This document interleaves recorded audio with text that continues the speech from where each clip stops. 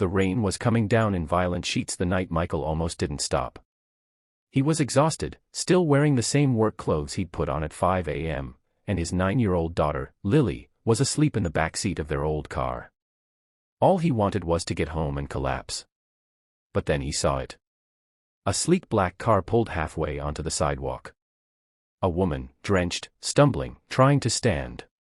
Michael's instincts kicked in. He pulled over.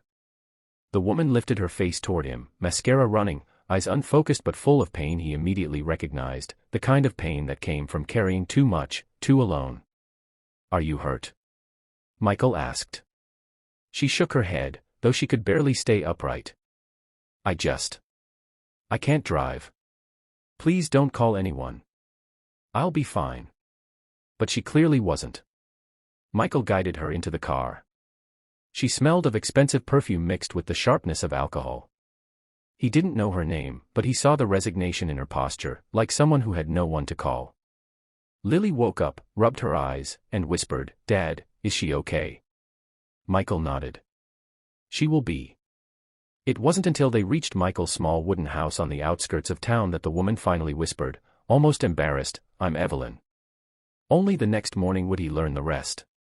The morning after. Evelyn woke up on a couch too soft to be cheap yet too humble to belong to someone wealthy. A blanket covered her, a glass of water beside her, and a note written in careful handwriting. "Didn't want to leave you alone. Breakfast is on the table. Michael." She blinked, confused. People usually wanted something from her, connections, favors, money. But here, nothing felt transactional. She heard soft laughter from the kitchen. Lily was teaching Michael how to flip pancakes, failing miserably, sending batter everywhere while the two giggled like siblings. Evelyn watched, speechless. She hadn't seen laughter like that in years. When she finally walked in, Michael's smile faded, not out of awkwardness, but concern. "How are you feeling?" Embarrassment burned her cheeks. I should explain. I wasn't just drinking. I had the worst night of my career. My partner tried to push me out of my own company. I didn't know where else to go." She expected judgment. Or pity. Michael simply said, "Everyone breaks sometimes. No shame in that." His kindness hit her harder than last night's rain.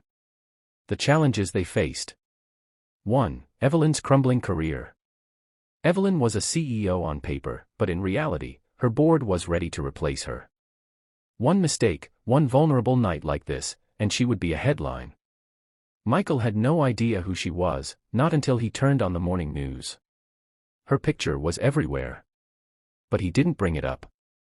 That alone made her trust him more than anyone in her corporate world. 2. Michael's struggle as a single father. Michael worked 2 jobs, barely sleeping, constantly worried he wasn't doing enough for Lily.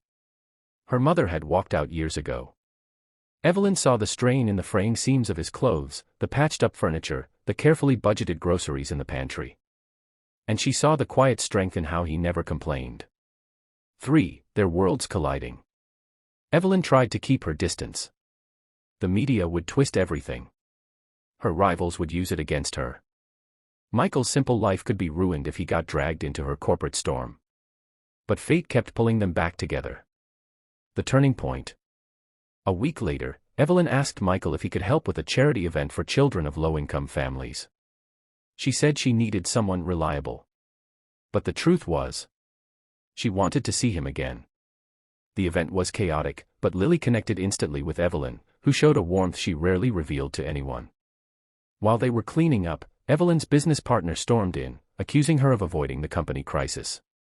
He sneered at Michael's worn-out shoes and simple clothes. "This is who you're wasting time with. No wonder the company is collapsing." Michael stepped back, letting Evelyn speak. And for the first time in years, she raised her voice, not in boardrooms, but for herself. "You don't get to insult people who show more integrity in a day than you have in a lifetime." Her partner scoffed. "You can't run the company." Evelyn's response was calm and devastating. "Watch me." That night, she told Michael, "No one's ever stood with me without wanting something." He shook his head gently. "I'm not standing for anything. I'm standing with someone who deserves better." And something in her heart shifted. The resolution. Evelyn fought back at work. She gathered evidence of corruption, cleaned her board, and rebuilt her leadership team. But she didn't do it alone. Michael helped her rehearse difficult conversations. Lily made her smile during the worst moments. They became her anchor. One evening, after the storm finally settled and Evelyn reclaimed her company, she visited Michael's porch, the same place where she'd been rescued.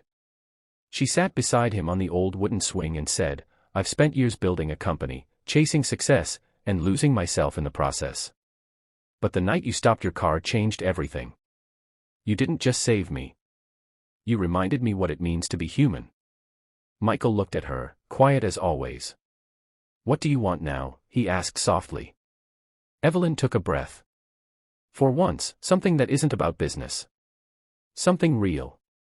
Lily peeked from the doorway, whispering excitedly, "Dad, is she staying for dinner?"